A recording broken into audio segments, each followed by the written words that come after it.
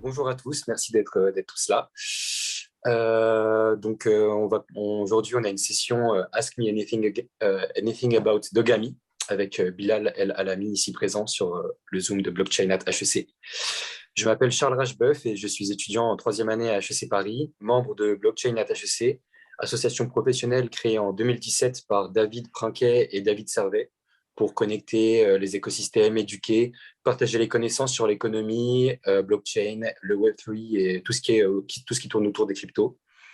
Je suis accompagné par Eric Colombel, qui est actuellement membre de l'Executive Master à HEC en innovation et entrepreneurship, et également Business Angel pour des startups tech, et il m'aidera sur la partie Q&A.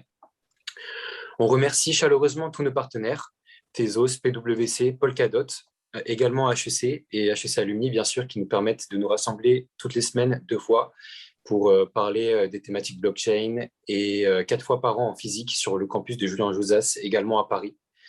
On va par exemple organiser des événements qui tournent autour des thématiques comme les NFT, la gamification, les DAO, la DeFi et encore la green blockchain. Alors, 2 points avant de commencer. On vous invite à liker notre page LinkedIn. On va vous mettre le lien en commentaire sur le chat et également faire un tour sur notre site internet. En termes de timing pour ce Zoom, on sera on va avoir une présentation d'environ 20 minutes et ensuite une quarantaine de minutes de Q&As. Et vous pourrez bien sûr vous poser vos questions sur le chat et nous relayerons vos questions. Et donc, pour votre information, le nombre d'inscrits pour cette réunion s'élève à 256 personnes. Donc, dans un souci de logistique, on vous invite à ne pas activer vos caméras et micros. Je vais maintenant présenter notre invité, Bilal El Alami, qui est diplômé de l'ESCP en 2018, qui a étudié les mathématiques à la Sorbonne, l'ingénierie à l'université Pierre et Marie Curie. Il est DeFi Architect Advisor chez SmartLink depuis avril 2021 et il donne des cours sur la blockchain et les smart contracts à l'ESCP depuis 2018. Il a cofondé et il préside EquiSafe, qui développe une plateforme digitale facilitant les transactions et réduisant les coûts de gestion pour les investisseurs. Et enfin, Bilal, tu es CTO de Dogami, le Petaverse, ou plutôt la plateforme Play to Earn qui permet d'adopter et d'élever des chiens virtuels NFT sur la blockchain Tezos. Donc, après cette introduction, je vous propose de plonger directement dans le cœur du sujet, qui est Dogami. C'est un peu comme si les Tamagotchi rencontraient la blockchain. Et d'ailleurs, le géant français du jeu vidéo Ubisoft a récemment investi 6 millions de dollars pour notamment créer une application mobile qui sera nommée Dogami. Et ce jeu, dont la date de publication n'a pas encore été révélée, devrait sortir au grand public, on le pense, second semestre 2022. Donc Bilal, on te laisse poursuivre avec la présentation. Hello tout le monde, merci de l'invitation et de l'organisation déjà. Plaisir de partager ce moment avec vous. Je vais partager mon écran et hop, partir sur une présentation succincte de Dogami. Et puis à partir de là, on pourra avoir un échange, je pense. Je vais désactiver tous mes social networks. Hop. Ok, on devrait être good. Alright, du coup, ça tombe bien, j'ai pas à me représenter. On peut rentrer rapidement dans le sujet. Alors déjà, je m'excuse, cette présentation est assez vieille et puis je pensais qu'on ferait un AMA total où on ferait que discuter. Donc j'ai sorti de ma besace une présentation de Dogami qui notamment a servi à lever des fonds. Avant de commencer, qu'est-ce que Dogami? Très brièvement, tu l'as dit, c'est un jeu inspiré de Tamagotchi, à la différence qu'on a rajouté une brique blockchain qui réinvente un peu les modèles économiques des jeux. Et du coup, c'est ce qu'on appelle le modèle Play to Earn. Et donc, un peu à l'image de Tamagotchi, où moins bien tu prenais soin de ton chien, plus il avait de chances de mourir. Et ben chez nous, mieux tu t'en occupes, plus tu gagnes des rewards en crypto, dans cette crypto qu'on appelle le Doga, qui est la monnaie du jeu, qui est un peu l'équivalent des pièces d'or dans World of Warcraft. Alors, qui sont les fondateurs de Dogami déjà? Euh, L'histoire a commencé avec Adrien Magdelaine, qui était un des investisseurs de ma précédente boîte. On se promenait au Jardin du Luxembourg. Moi, je réfléchissais à faire un jeu. Lui était en train de réfléchir à une nouvelle aventure. Et puis, naturellement, de son background, Wamiz, qui, pour rappeler, est un Wikipédia pour chiens et chats, donc un expert du secteur animalier depuis les 5 dernières années, et du mien, le côté un peu blockchain. On a voulu reprendre un univers un peu pop culture, très mass market, qu'on pouvait, dont on pouvait s'inspirer pour maximiser nos chances de réussite. Et du coup, à partir de là, j'ai appelé Maximilian, qui est un de mes camarades de classe de l'ESCP, avec qui j'ai changé beaucoup autour de l'entrepreneuriat pendant les précédentes années où j'étais notamment cofondateur d'EquiSafe. Et puis naturellement, lui voulait partir de BCG et l'opportunité se présentait pour lui de nous rejoindre. Et puis très rapidement, nous a rejoint Chris, qui est notre Chief Branding Officer, qui vient s'occuper de toute la partie branding du projet de Gami, parce qu'il est beaucoup plus étendu du moins on prévoit de l'étendre beaucoup plus loin que l'univers du jeu vidéo. Et puis il manque une personne dans cette slide que je veux quand même mentionner, c'est Grégory Magadou, qu'on considère comme un cofondateur de la boîte, qui est notre directeur artistique, qui a passé une quinzaine d'années justement chez Ubisoft sur des jeux animaliers. Et du coup, si vous aimez Dogami, c'est notamment grâce à sa patte. Ce qui est important dans la construction de Dogami, c'est que, et ça c'est une bonne morale pour toute personne qui veut devenir entrepreneur, l'idée est de bien s'entourer. Alors, sur le modèle un peu blockchain, on a vu que Sorare avait plutôt bien pris en prenant des influenceurs assez connus de leur marché. Et donc, du coup, sans les citer, on en a fait autant. Et puis, Adrien était assez proche de Sébastien Borgé, de The Sandbox, qu'on a pitché, qui est le premier à qui on a pitché et qui était super séduit par le projet. Et puis de mon côté, j'ai ramené tout le réseau de Team Draper, Alan et Ali de Blockchain Founders Fund, que je veux souligner, qui est notamment un des premiers investisseurs de Axie Infinity et de Splinters Fund. Et enfin, il y a une autre personne, en plus de Grégory et de Chris, dont on doit la patte artistique, c'est Neville Brody, et on a beaucoup de chance de l'avoir avec nous, parce que Neville est la personne qui a fait la typo suprême, qui a refait l'image de marque du Real Madrid et de Hello Kitty. Et donc, c'est une personne assez emblématique dans le monde du branding, et c'est aussi, je pense, ce qui fait la différence. Il est notamment prof au Royal College of Art à London, et il expose au MoMA. Donc, il a une description assez longue. Il est très impressionnant, et c'est tout ça qui réunit nous permet d'attaquer un marché assez ambitieux à l'intersection de trois gros marchés qui sont le mobile, la pet industry, comme je l'appelle, ou le secteur animalier, et les NFT, qui sont ce moyen, cet outil pour créer de la rareté digitale et une nouvelle économie dans le gaming, qui est pour moi sa première utilité. Et donc, c'est bien entouré qu'on s'est attaqué à ce modèle.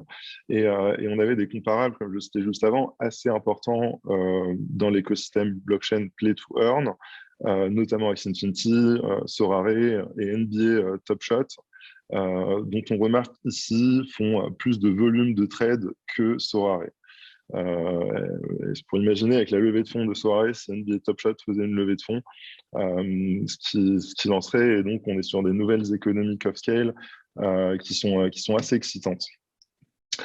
Le modèle, je le mentionnais, à réinventer, c'est de passer du free-to-play au play-to-earn, ou plutôt au play and earn, mais au-delà d'avoir cet enjeu trop économique, ou cette partie trop économique, enfin, du jeu, enfin, cette partie économique on voulait pas qu'elle prenne trop de place dans le jeu.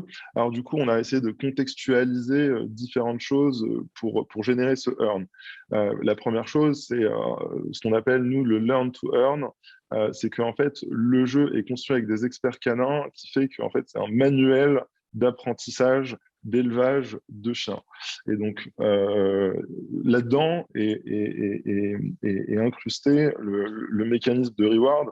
Et donc, tu gagnes en apprenant. Autre modèle, c'est que, autre exemple de contextualisation, il y a ce qu'on appelle le modèle de move to earn. C'est que le chien doit te promener, et donc en fait, pour que le jeu soit plus imprégnant dans votre vie de tous les jours, en plus d'avoir les actions à faire sur le chien, et ben, on va considérer un petit peu votre dynamique de marche. Et donc, il y a pas mal de choses comme ça qui font que le modèle est très intéressant parce que il comprend cette économie d'incentive qui peut être généralisée et contextualisée dans un jeu. Autre aspect super intéressant qu'apporte la blockchain dans le monde du jeu vidéo, c'est autour des NFT et cette possibilité à pouvoir créer des écosystèmes ouverts où on peut jumper d'un jeu à l'autre avec les mêmes actifs. Et ça, c'est super fort d'un point de vue gamer parce qu'en fait, on se retrouve avec un historique, je dirais, trans-jeu en tant que gamer. Donc, son joueur avec lequel, enfin, son avatar avec lequel on joue à un jeu, on peut l'utiliser dans un autre jeu. Et donc, on se construit une identité propre en tant que gamer. Et c'est pour ça que les modèles comme Fortnite ont super bien marché, à mon humble avis. Donc Dogami, comme je l'ai expliqué, ça prend un petit peu des ingrédients de tous les jeux qui ont marché. Alors, il y a l'aspect collectible de Sora qu'on a voulu recréer dans les chiens. Chaque chien est unique grâce à un algo de génération aléatoire de traits. Et donc, chaque chien a des métadatas ou une génétique propre à lui-même.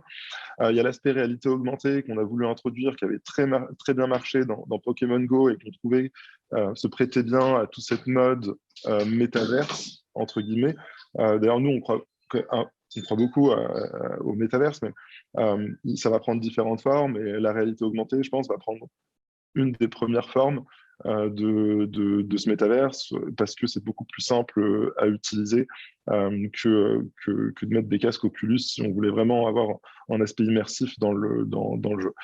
Il y a l'aspect aussi de breeding, de CryptoKitties qui avait plutôt bien marché. Et donc là, dans notre jeu, comment on le contextualise, typiquement, il y a environ 300 races de chiens. Et donc, en fait, nous, on va émettre un nombre fini de races de chiens qui sont tous considérés comme des originaux. Et puis après, vous pourrez débloquer différents croisements en jouant. Et c'est aussi ce qui rend la chose un peu plus excitante. Donc il y avait l'aspect play to earn de Axie, et évidemment l'ADN de Dogami qui donne cette cuteness, cette envie de s'approprier son compagnon virtuel. Bon, là, il y a quelques petites images de la direction artistique, mais comme je vous disais, cette présentation a quelques mois déjà.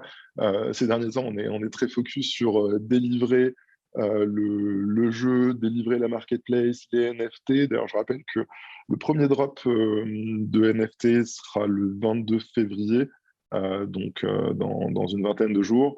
Et il y aura 8000 chiens uniques, 1000 par race, et donc 8 races qui seront révélées. Il y a un aspect très intéressant Bon, je peux parler de la game loop, typiquement, ça c'est aussi intéressant pour pouvoir se projeter dans le jeu. Le jeu, évidemment, on l'espère évolutif et un peu en continu, parce que pour débloquer et pour jouer tout le jeu, il faut le jouer avec différents chiens. Donc, il y a 3 grandes phases, ce qu'on appelle une game loop. La première phase, qui est une phase, en fait, single player, c'est-à-dire que on va jouer tout seul avec son chien virtuel, son Dogami. L'objectif sera de lui apprendre des éléments de base, donc c'est l'aspect Tamagotchi qu'on mentionnait. Et puis quand il va atteindre un certain niveau, quand vous lui aurez appris, par exemple, 3/4 des actions disponibles, eh ben, il pourra accéder à une seconde phase qu'on appelle la phase de spécialisation, où là, en fait, le jeu change et ça devient multiplayer. Et c'est plus inspiré de Tamagotchi, mais beaucoup plus de Mario Party, c'est-à-dire pour une spécialisation, il y aura plusieurs mini-jeux et l'objectif est de rentrer en compétition avec les autres joueurs sur des concours de beauté avec des accessoires ou des concours de chiens skateurs ou de chiens truffiers, etc. Et une fois qu'on a ce badge, on va pouvoir l'utiliser pour s'accoupler et éventuellement soit créer un autre original si on s'accouple avec la même race, soit créer un croisement qui aura aussi des caractères uniques. Et là aussi, on utilise des algorithmes qu'on appelle procéduraux qui permettent de générer aléatoirement et de manipuler ces gènes de manière informatique. Donc là, je cite typiquement quelques aspects. Donc, il y a des actions essentielles, des actions non essentielles. Les actions essentielles, c'est par exemple lui donner à manger ou lui donner à boire. Et les actions non essentielles, c'est lui apprendre à donner la patte, lui apprendre à aller ramener la balle, lui apprendre à s'asseoir ou à s'allonger. Et donc voilà, ce sera contextualisé de manière assez fun, en réalité augmentée. Et donc, on va pouvoir vraiment s'approprier l'environnement dans lequel on évolue, avec cette capacité à porter la valeur dans le temps. Parce que ce qui est intéressant, c'est que ces algorithmes génératifs, comme on les appelle, permettent en fait de valoriser le NFT. Pourquoi? Parce que on va créer une combinaison de traits pour chacun des chiens et chacun des traits est pondéré avec un certain indice de rareté. Et donc pour un chien donné, si on prend sa combinaison donnée, eh ben, il aura un certain score de rareté, ce qui va pouvoir globalement le positionner vis-à-vis de tous les autres chiens. Et donc à chaque fois qu'il y a une transaction, on va repositionner la gaussienne pour avoir des nouveaux référentiels de prix. Mais donc ça, c'est une des manières de valoriser un NFT dans le jeu. Et donc nous, on pousse la limite un peu plus loin parce que nos NFT n'auront pas un indice de rareté statique, mais il aura un indice de rareté évolutif parce qu'au fur et à mesure que vous en prenez soin, et ben, celui-ci va pouvoir augmenter dans ses skills et comparativement parlant à un autre chien qui aurait par exemple moins bien joué ou pas joué, et ben, vous allez augmenter votre niveau de rareté. Et ça, c'est super intéressant parce que des chiens, par exemple, Gold pourront devenir aussi, voire plus rares que des chiens Diamond. Et pareil pour les autres niveaux de rareté. Et donc voilà, ça va rendre la dynamique beaucoup plus intéressante sur le NFT, beaucoup plus équitable parce que à la base, il y a un algorithme aléatoire de génération, ce qui est équitable, mais, mais, mais, mais ce serait dommage de ne pas laisser l'opportunité à quelqu'un qui prend plus soin de son chien de ne pas augmenter son indice de rareté. C'est pas du tout ce que la slide raconte, mais c'est pas grave.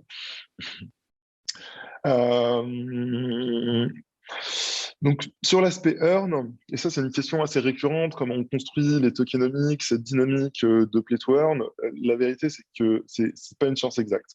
Il y a des référentiels économiques qu'on utilise pour, on va dire, border le modèle et s'assurer que c'est cohérent vis-à-vis de notre nombre d'utilisateurs ou de la valeur du token. Mais globalement, ça dépend de votre jeu et de votre stratégie d'acquisition.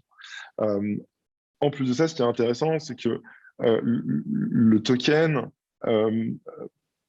exploite toutes les potentialités de la finance décentralisée parce que c'est ce qui va permettre de créer de la liquidité pour le token du jeu et donc la capacité à cash out, monétiser son temps de jeu au fur et à mesure qu'on collecte des dogas. Et enfin, donc pour réappuyer sur l'aspect de réalité augmentée, il y aura la capacité à enregistrer différentes scènes d'apprentissage de votre chien, d'en contextualiser dans votre environnement et de le partager. Et c'est aussi cet aspect viral qu'on essaye de travailler parce que c'est aussi un facteur clé de réussite. Et voilà, je rassure tout le monde, c'est pas parce qu'il y a de la blockchain que c'est forcément compliqué en termes d'expérience utilisateur. C'est une nouvelle plateforme. Comme quand vous voulez jouer à une PlayStation, ben, vous devez l'acheter, l'installer et comprendre certains éléments de base. Ben là, on devra télécharger un wallet et ce sera la base qui débloquera, qui activera le jeu moyennant le fait que vous ayez un chien. Donc, le jeu est gratuit, c'est les chiens qui sont payants et il faut un chien pour pouvoir jouer. Et, et voilà, et donc on a vraiment travaillé l'expérience utilisateur afin de simplifier l'onboarding. Vous n'aurez pas à acheter des cryptos sur un exchange, vous n'aurez pas à faire différents changes. Ça se passera avec votre carte bleue sur la plateforme, mais il faut quand même que vous ayez un wallet. Donc voilà, c'est aussi simple que de télécharger une application. C'est quoi les différents modèles économiques d'un jeu play to earn et en quoi c'est intéressant dans le gaming? Alors déjà, il y a les deux premiers qui sont la vente des NFT et la vente des accessoires. Alors, c'est aussi une raison pour laquelle on a choisi les chiens, parce qu'il y a beaucoup de races de chiens et ça nous permettait d'augmenter la population de NFT, moyennant nous les vendre, au fur et à mesure du jeu, sans forcément diluer les joueurs existants, parce qu'on crée de la diversité. Et donc, le fait qu'il y en ait beaucoup permet également de faire du CA dans le temps.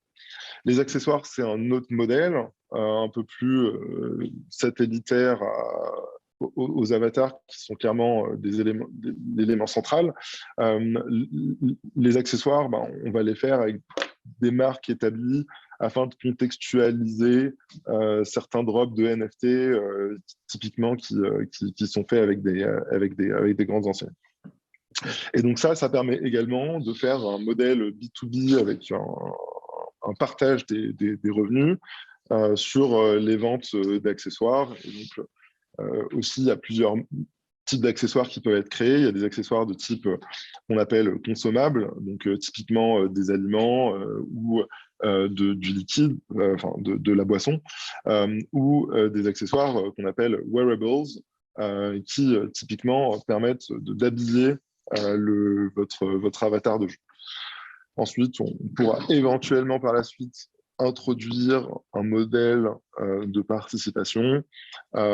Et là où j'insiste aussi, c'est que grâce au smart contract, on va pouvoir implémenter des droits de suite ou prélever des royalties de manière automatique sur le marché secondaire. Et ça, en fait, ça permet de capter la long tail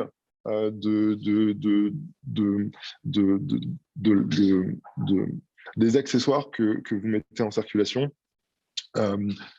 Parce que vous captez de la valeur sur les échanges, et donc encore plus si l'accessoire prend de la valeur. Et donc cette long tail apporte beaucoup de revenus. Et enfin, les intérêts qui sont liés à la finance décentralisée, notamment l'apport de liquidité dans les exchanges décentralisés pour soutenir le token et le lister et permettre aux joueurs de monétiser leur temps de jeu, et ben, cet apport de liquidité est rémunéré au prorata de l'apport de liquidité qui est contenu dans l'exchange décentralisé, enfin, pour la pool donnée. Et donc ça, c'est souvent également sous-estimé, mais ça peut représenter une grosse partie du revenu. Donc voilà, notre vision, c'est vraiment de démocratiser la game fee ou le play to earn, mais vraiment d'accentuer sur les jeux et essayer d'introduire plus de pédagogie, de créer un métaverse, qu'on appelle le pétaverse, qui est ce monde social en réalité augmentée. C'est un peu comme ça que je l'appelle, mais pour donner un exemple et le caractériser, typiquement dans Pokémon Go, deux personnes pouvaient aller au même endroit récupérer le Pokémon, et donc ça montre que chacun a un environnement isolé. Et donc ce qu'on aimerait, c'est que si tu vas récupérer un objet dans notre jeu à un endroit donné, en premier, et ben, la personne derrière toi ne peut plus le récupérer. Et donc, c'est ça aussi de pouvoir créer de la rareté digitale et ce qu'apporte la blockchain. Et c'est l'amélioration qu'on veut apporter à la technologie de la réalité augmentée, ou du moins la démocratiser.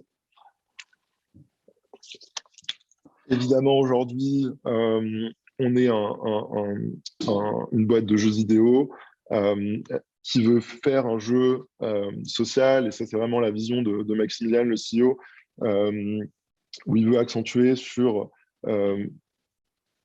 cet aspect social du jeu, parce que aujourd'hui tout passe par une communauté, et la communauté, c'est pas que sur Discord, elle doit pouvoir se retrouver dans le jeu. Voilà pour la présentation.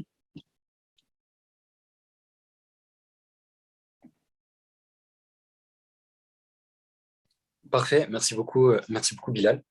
Alors, on va enchaîner avec une série de Q&A. Donc déjà, on va te poser les questions qui viennent de Blockchain HEC. Et ensuite, on a eu pas mal de questions sur le chat, il me semble. Donc, on va condenser tout ça et du coup, te les poser. Et n'hésitez pas, les personnes qui regardent, qui sont avec nous sur ce webinaire, si vous avez des questions, de les écrire sur le chat. Alors, donc Bilal, première question qui porte du coup, sur vraiment l'écosystème d'Ogami et son fonctionnement. Donc, comme tu l'as dit, c'est un play to earn, play in earn. Et selon toi, quels sont ses points forts face à des potentiels concurrents, comme par exemple, je ne sais pas si tu connais Dragonverse, qui est un play to earn sur Ethereum, qui est sorti et voilà. Enfin, donc ta présentation était assez complète, mais selon toi, est-ce que ce côté un peu social, est-ce que ça va permettre de faire une différenciation et plus de valeur ajoutée que ses concurrents, par exemple? Non, non, non, non, parce que ça, c'est une condition nécessaire, mais pas suffisante. Euh, En fait, comment on se différencie? Alors, déjà, la communauté des chiens, je pense qu'elle est plus grande que la communauté des dragons. Et c'est aussi ça la stratégie de go-to-market dans notre choix. C'est que la communauté des dog lovers est bien connue, et il y a beaucoup de rétention. Euh, donc, c'est difficile. Enfin, on va dire sur une verticale animalière, je pense qu'on a fait un choix assez solide. Après, évidemment, nous, on a opté pour une approche réaliste, là où Dragonverse est un peu plus fantaisiste. Et donc, c'est une DA. Euh, Là aussi, où. Bah, après, je ne connais pas super bien le projet Dragonverse, mais je vais comparer par exemple à ce que je vois dans l'écosystème. Tu vois, typiquement, il y a beaucoup de projets qui ne révèlent pas qui est derrière l'équipe. Je pense que ça, c'est un premier no-go. Nous, on essaie d'être très transparent. Il y a le white paper qui va sortir et il est excessivement complet. C'est pas quelque chose de très high level comme dans la plupart des projets. Je pense que c'est un deuxième élément. Un troisième élément, euh, donc voilà, c'est déjà pas mal. C'est déjà pas mal. Ouais, merci, c'était très complet. Super. Du coup, on aurait une deuxième question sur. Après, tu t'en as parlé dans ta présentation, mais pour ce qui est de la cible, en fait, de la target du jeu, tu as dit que c'était quelque chose d'assez mass market. Donc, on serait quelque chose, si j'ai bien compris, qui est à la fois sur le jeu, voilà, qu'on peut jouer pour décompresser dans le métro, mais à la fois quelque chose comme tu l'as dit, Pokémon Go, on aurait un peu un univers parallèle, une sorte de metaverse. Donc, ça reste très mass market, du coup. Ouais, alors évidemment, avant de lancer le jeu, on avait fait des études. Globalement, ce qu'on voit, c'est que il y a un énorme écart type. Donc, typiquement, ça peut aller de 12 ans à 42 ans. Et puis, ce dont on se rend compte aussi, c'est que ce genre de jeu est joué à 60% par des femmes. Et ça, c'est un challenge qu'on aime bien parce que aujourd'hui, les femmes sont très peu touchées par tout ce qui est blockchain. Et je pense que c'est un produit attractif qui peut leur faire passer le biais et interagir, expérimenter. Donc voilà, pour répondre à ta question sur le marché, euh, c'est bien et pas bien, parce que large, ça veut dire gros potentiel, mais ça veut dire plus de chances de se louper sur où commencer en premier. Donc voilà, on est en train de mettre en place des stratégies pour le drop et on espère que ça va bien se passer. Ce que je voulais rajouter en trois sur ta question précédente, c'est que je vois aussi beaucoup de projets qui, tu vois, se précipitent sur le drop NFT et promettent de sortir l'asset 3D, de faire un airdrop de l'asset 3D a posteriori. Si tu délivres en tant que projet, c'est cool, mais d'un point de vue communautaire, c'est plus risqué. Là où nous, on a quand même opté pour tu vois, prendre le temps de produire des assets qui sont metaverse ready et donc en 3D. Pour vous donner un exemple, on met 3 semaines pour faire un chien. Donc c'est enfin, un modèle de base de chien à partir duquel on va générer tous les chiens uniques. Et donc c'est une très longue chaîne de valeur et c'est très chronophage. Mais du coup, nous, on a choisi de Ok. lancer avec le NFT du jeu. Ok, ça marche. Ah, merci beaucoup pour ta réponse du coup et ton ajout à la première question. Maintenant, concernant le drop, alors tu nous as dit qu'il y avait un drop le 22 février de 8000 chiens uniques. Si je me suis bien renseigné, enfin, si mes informations sont bonnes, ce drop, c'est une vente privée, c'est ça? Et du coup, suivi, il me semble, les 24 heures suivantes par un drop public. Où est-ce qui, enfin, du coup, ça serait quoi? Ça serait enfin, ça serait quoi les modalités du drop public? Où c'est qu'on pourrait acheter les NFT? Est-ce que tu pourrais un peu nous donner des informations sur ça? Alors, très bonne question. L'info, je crois, officielle est pas encore sortie, mais je vais vous teaser. Globalement, parmi les 8000 NFT, il y aura la moitié qui est réservée aux private sale, enfin aux gens whitelistés, pardon.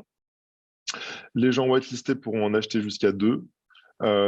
Et puis après, il y aura une phase publique où tous les chiens restants pourront être souscrits. Et donc la phase private commence le 22 et la phase publique un jour après. J'en profite, merci Bilal pour toutes les infos. Sur justement, alors il y a beaucoup de questions dans le chat sur la private sale, donc autant enchaîner de suite sur cette partie. Ce qui veut dire qu'il y a 8000 chiens réservés pour cette date, enfin pour les deux dates. Ça veut dire qu'au maximum, tu auras 8000 joueurs au départ et en attendant les premiers croisements. Et c'est à partir des premiers croisements que là, du coup, les joueurs vont pouvoir revendre les Non, chiens à d'autres joueurs ou non, c'est plutôt en attente des nouveaux chiens qui vont être plus produits? non. Alors, excuse-moi, tu fais bien de poser la question. Globalement, les 8000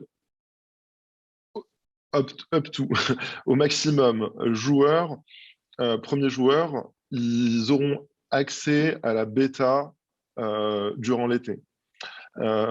Et en fait, après, pendant l'été, on va faire 2 drops de chiens, parce qu'on n'aura fait que 8 races sur 300, jusqu'à atteindre en fait une vitesse de croisière où je pense qu'on va dropper entre 5 et 8 chiens, enfin, entre 5 et 8 races différentes tous les 2-3 mois. Et donc, on fera rentrer de nouveaux joueurs au fur et à mesure. Ok.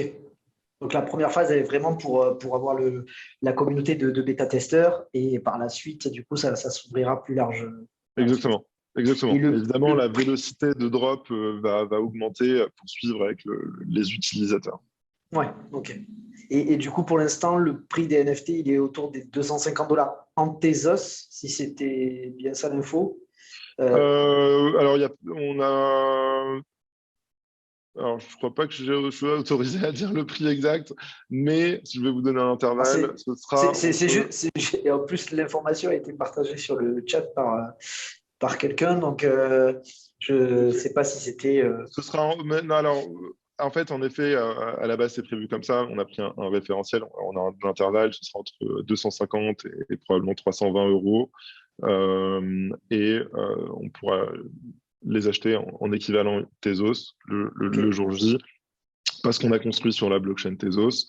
Et on pourra également utiliser un stablecoin, très probablement le log qui a été émis par le casino. ok, ok, très bien. En attendant de revoir toutes les questions du chat. On peut enchaîner aussi sur les questions sur l'équipe. Est-ce que tu peux nous dire un peu plus combien vous êtes à aujourd'hui? Parce que je pense que ça a évolué un petit peu, et ça évolue tout le temps. Combien vous êtes aujourd'hui? Ouais. On a grandi très vite. D'ailleurs, rien que ce mois, on a accueilli 5 nouvelles personnes. Aujourd'hui, on est 30. Donc, une équipe assez costaud. Les deux plus gros départements, évidemment, c'est le département technologique qui comprend le développement blockchain et le développement du jeu. Mais il y a aussi l'autre département artistique où il y a beaucoup de monde. Comme je l'expliquais, ça prend beaucoup de temps et la chaîne de valeur pour produire ces assets 3D pour qu'ils soient vraiment metaverse ready est très chronophage. Ok, top. Et je salue notre équipe marketing et grosse qui fait un excellent travail et pourtant c'est l'équipe la moins nombreuse. C'est une très bonne école de formation, hein, du coup. Et par rapport à ta... Donc, est-ce que tu es tout le temps... Enfin, est-ce que tu es encore, pardon, à la président d'EquiSafe? Est-ce que tu le fais en parallèle? Comment tu gères ça? Est-ce que tu comptes basculer à un moment donné si tu vois que le projet se lance bien? C'est quoi ta vision là-dessus? J'ai globalement déjà basculé, hein. Aujourd'hui, j'interviens que sur des choses très stratégiques pour EquiSafe. Ça représente à peu près moins de 20% de mon temps. Je tiens à préciser que je bosse entre 50 heures et 60 heures par semaine. Du coup, j'essaie de compenser ça le temps que je passe sur EquiSafe pour Dogami. Mais ouais, en ce moment, c'est clairement Dogami la priorité. Et en fait, c'est mon ancien associé d'EquiSafe qui a pris le relais. Globalement, je traite un peu les urgences et les projets sur lesquels j'étais. Ok, très clair. Alors, l'autre thème qui revenait, donc on va parler un petit peu de Tezos. Donc, pourquoi? Alors, ça, c'est une question qui revient sur toutes les présentations qu'on a eues sur les différents projets. Pourquoi Tezos? Quels sont les avantages d'être parti avec Tezos? Est-ce que c'est lié à un passif avec eux? Est-ce qu'il y a une particularité technique? Et est-ce que tu envisages de faire du coup du cross-chain pour basculer sur d'autres plateformes ou pas du tout? Alors, pourquoi Tezos? Il y a plusieurs éléments pour répondre à cette question. Il y a un élément technologique. Non, déjà, je vais commencer par le plus simple. Comme tu l'as très bien dit, il y a un passif qui fait que EquiSafe était construit sur Tezos. J'ai passé 3 ans à développer Tezos. En toute humilité, je considère avoir une expertise sur Tezos qui minimiserait ou maximiserait nos chances de réussite sur Dogami. Aussi une équipe hands-on qui était expérimentée là-dessus pour, encore une fois, maximiser nos chances de réussite et notre go-to-market, parce que c'était aussi ça qui était important. Je rappelle que le projet, il a commencé il y a 6 mois, donc c'est aussi ça qui nous a permis d'avoir cette vélocité. Et il y a des éléments technologiques comparables à d'autres blockchains. Tu vois, je dirais Solana, on a vu qu'elle a été reboot plusieurs fois. Il y a eu des problèmes avec Polygon. Cardano n'est pas assez stable. Ethereum est beaucoup trop cher. Donc, au final, il n'y a rien de tout ça sur Tezos. Et donc, du coup, ça nous rassurait aussi dans notre choix. Et puis après, en termes de lancement, l'idée est aussi de voir où est-ce que tu peux avoir le plus d'impact.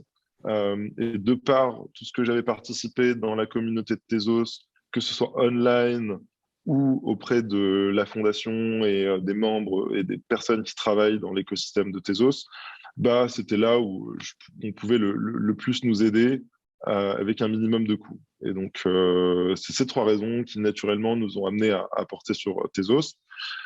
On prévoit de faire plusieurs choses quant à ce qui est du cross-chain ou multi-chain. Alors déjà, on travaille sur de l'interopérabilité avec les blockchains EVM, pour but de créer un bridge entre Tezos et les blockchains EVM. Ça a surtout été drivé avec notre partenariat avec The Sandbox, où on veut faire en sorte que des propriétaires de Dogami puissent utiliser des avatars de Dogami dans The Sandbox. Et donc, on travaille là-dessus également. Et donc, ça, c'est important pour nous. Et puis voilà, le token sera également probablement wrappé sur les différentes blockchains pour avoir plus de liquidité, pour attirer plus d'utilisateurs. Nous, on croit en l'interopérabilité. Il y a eu qu'un seul Internet. Je vois pas pourquoi on devrait faire l'erreur d'isoler les blockchains. Super, très clair. Est-ce que du coup, Charles, tu veux enchaîner peut-être sur le Doga? Yes. Du coup, on va maintenant parler du jeton Doga. Du coup, Bilal, est-ce que tu pourrais nous dire quelle utilisation concrète du token pourrait être implémentée, et surtout autre que l'achat de NFT consumables et du coup de achat de tickets pour participer à des événements, des tournois, des choses comme ça. Est-ce qu'il y aurait autre chose, d'autres utilisations possibles? Alors, il y a un aspect de gouvernance qui rentrera en jeu à un moment donné. Ça, c'est notamment pour permettre, parce que je vois quelques questions, à d'autres content creators de participer à l'écosystème d'Ogami. En plus, en fait, le token, il permet il permet pas que de lever des fonds, en fait. Il permet de créer les incentives nécessaires au jeu. Et donc, notamment ce modèle Play to Earn. Sinon, je devrais avancer beaucoup trop d'argent pour mettre en place ce modèle Play to Earn. Et enfin, on va lui donner différentes utilités. Il va notamment permettre de farmer des accessoires qui ne sont pas accessibles sur la marketplace et qui sont accessibles que à travers cette méthode. Ok, parfait. Merci beaucoup. Tac, ok. Le white paper sort bientôt. Ouais, ouais. Est-ce que tu peux revenir sur un peu les tokenomics du Doga ou c'est trop tôt?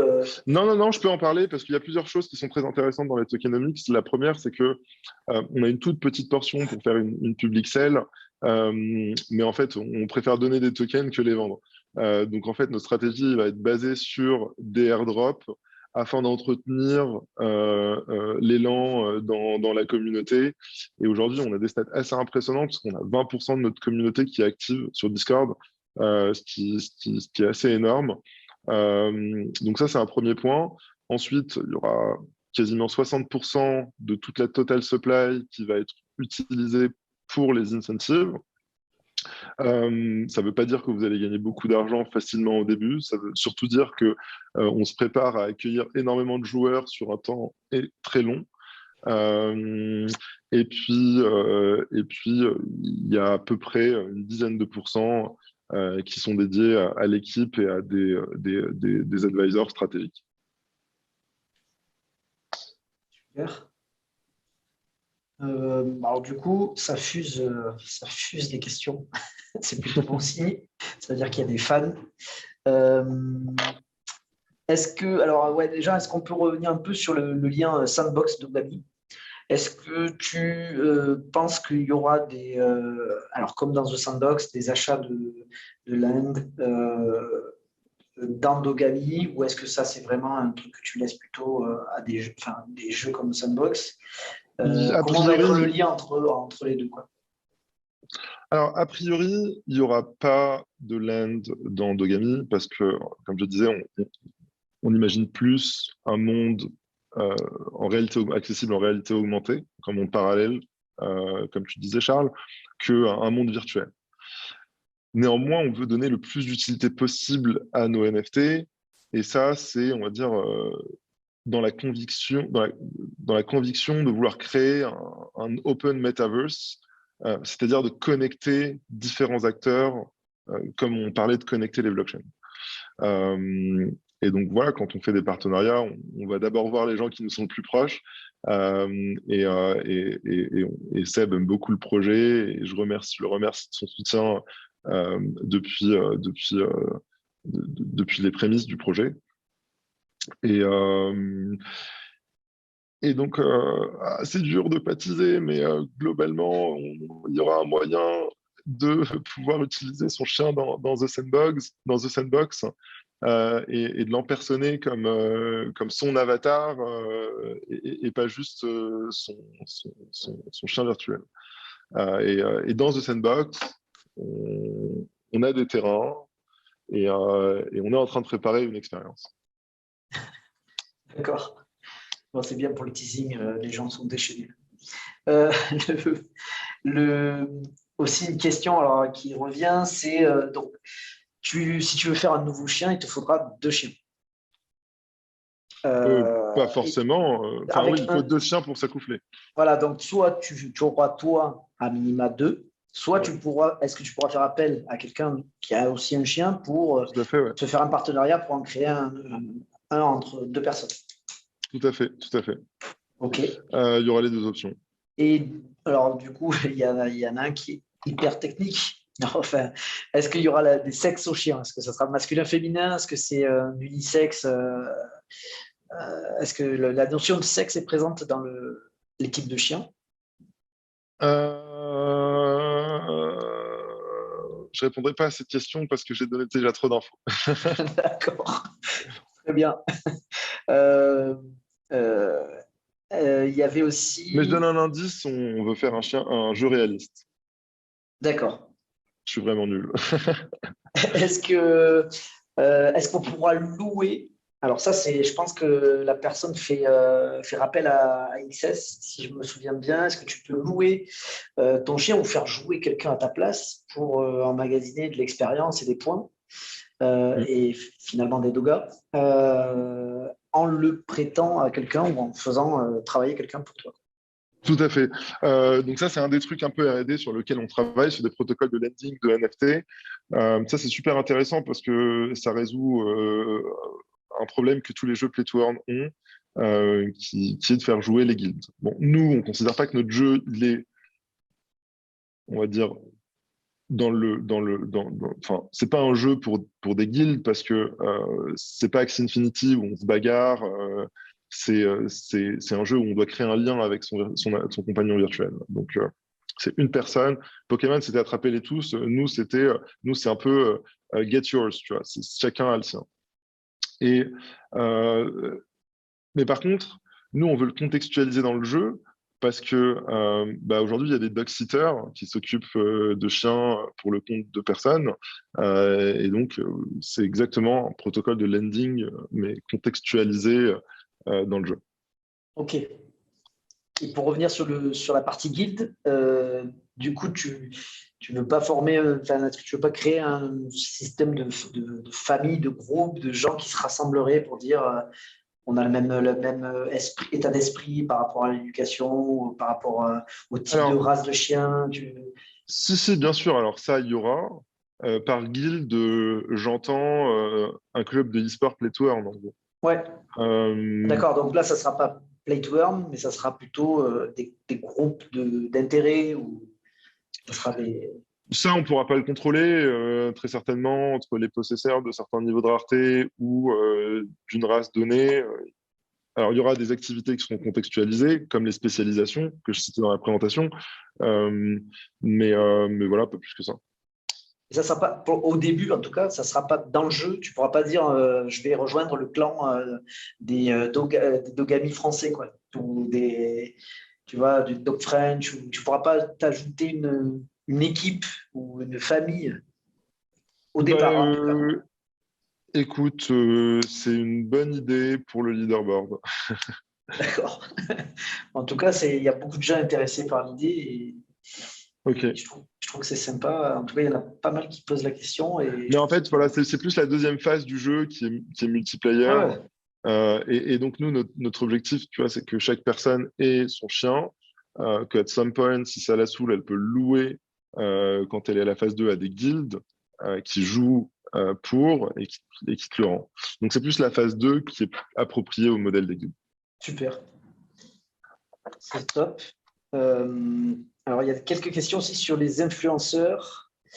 Alors, je sais que c'est pas trop, enfin, c'est des choses plutôt qui ne se diffuse pas, mais donc apparemment, il y avait eu aussi le teasing sur une grosse pub qui allait être faite par un influenceur. Est-ce que ça, tu peux en dire un peu plus ou pas du tout? Vas-y, de quel influenceur tu parles? Alors là, bon, il y a du Usher, il y a Andy, il y a Squeezie, Snoop Dogg, bon, il y a un peu de tout qui se pose dans le chat en tout cas. Ouais. Il y a des noms que je connais. C'est ce que je peux dire. Voilà, d'accord. C'est top. En tout cas, est-ce qu'il y a une pub qui va bientôt arriver? Pour vous donner un indice, pour vous teaser, sans trop vous en dire, on a aussi envie de faire des chiens de star. Ok. Ce qui est smart. Hein. Ce qui est smart. Et donc, du coup, il y aura des chiens de la vraie vie qui sont connus, dont certains sont même des influenceurs canins qui seront dans le jeu. Tu arrives à choper le chien de Paris Hilton avec Paris Hilton, je pense que ça peut être pas mal. Pour les filles, en plus, ça peut être un bon. Hein. Ça peut être marrant. Des questions reviennent aussi sur les NFT. Est-ce que il y aura une possibilité des créateurs d'intégrer des objets dans le jeu? Alors là, je présume plutôt des ustensiles, des habits, des trucs. Est-ce qu'il y aura un truc où il y aura les créateurs pourront créer leurs objets, un peu comme dans Sandbox qui offre la possibilité de créer son propre business aussi à l'intérieur du jeu? C'est un des éléments qu'on aimerait introduire avec la gouvernance. Mais je vous avoue qu'on est tellement dans le feu et dans le jus qu'on n'a pas encore pensé à tout. Mais en tout cas, c'est dans la réflexion. Ouais, bien sûr que c'est dans la réflexion. C'est même dans la philosophie des jeux sociaux, en fait. Ils sont construits par la communauté ou au moins elle participe à sa création. Ok, ça marche. Bon, du coup, on va pas tarder à conclure, mais là, il y a une question qui vient d'arriver dans le chat et en plus de ça, on avait parlé un peu Bilal. Quelle date pour le white paper? Tu nous as dit bientôt. On a un peu une idée ou pas encore? Avant le drop ouais, ça va sortir, je pense, d'ici une semaine, 10 jours. Ok, super. Ça marche. Merci beaucoup, Bilal. Merci beaucoup, Bilal. Pour ta présentation. Cool, merci de l'invitation. J'ai apprécié l'échange. Et merci à tous. Merci à tout le public pour vos questions et pour votre engagement. Et tu disais quoi, pardon, Eric? Tu as une communauté qui a l'air assez. Déjà, qui est en train de se créer et les gens sont assez chauds. Donc, c'est très bon signe. Cool. En tout cas, pour ceux qui nous regardent, n'hésitez pas à, comme on a dit, liker notre page LinkedIn, regarder notre site. Et pour la semaine prochaine, on a deux Ask Me Anything About comme maintenant, un sur Logical Pictures mardi 8 et un sur Exa Solutions jeudi 10. Donc, plaisir de vous retrouver. Et merci encore, Bilal, pour cet échange qui était vraiment très, très intéressant. De rien. Bonne soirée tout le monde. Bonne soirée. Salut. Bonne soirée.